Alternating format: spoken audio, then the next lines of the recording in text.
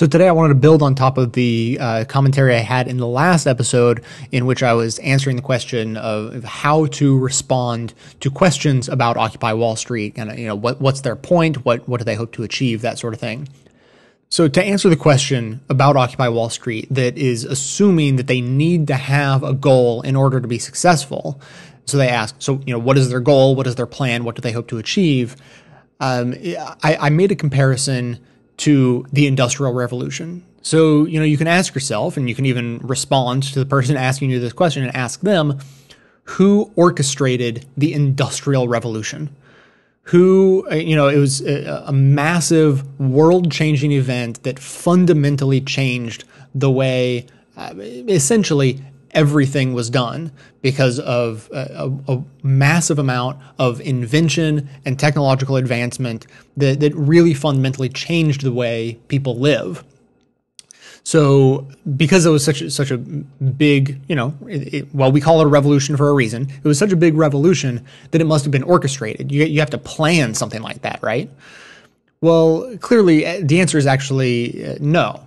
No one planned the Industrial Revolution. It was a series of inventions and good ideas that were, brought into existence by smart people who had thoughts, took actions, took risks, and then their actions were built upon by others who then took those ideas further and changed them in their own way, and on and on. And it is an infinitely tangled web of interaction between innumerable people who together collectively created what we refer to as the Industrial Revolution. And yet no one in that web of interaction planned a revolution. They were all acting independently, trying to make their lives better or easier or, whatever through their small contribution.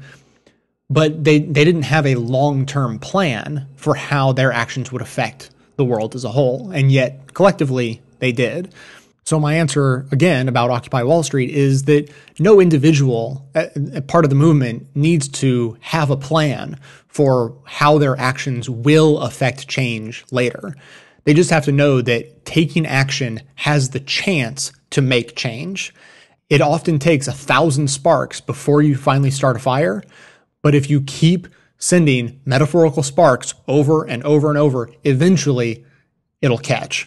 And that is effectively what has happened with Occupy Wall Street. It's not like protesting is a new idea. And it's not like there weren't 1,000 or more protests that happened that effectively went nowhere in recent years and in recent decades. But something happened with Occupy Wall Street that made it catch fire.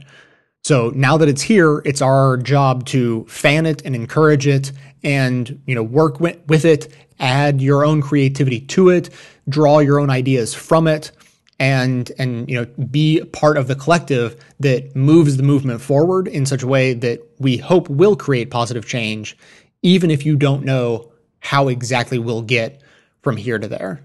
And as I said in the last show, we're not moving to a point, we're moving towards a horizon. So I say that as long as the movement is headed in the direction of positive change, it should be considered a success.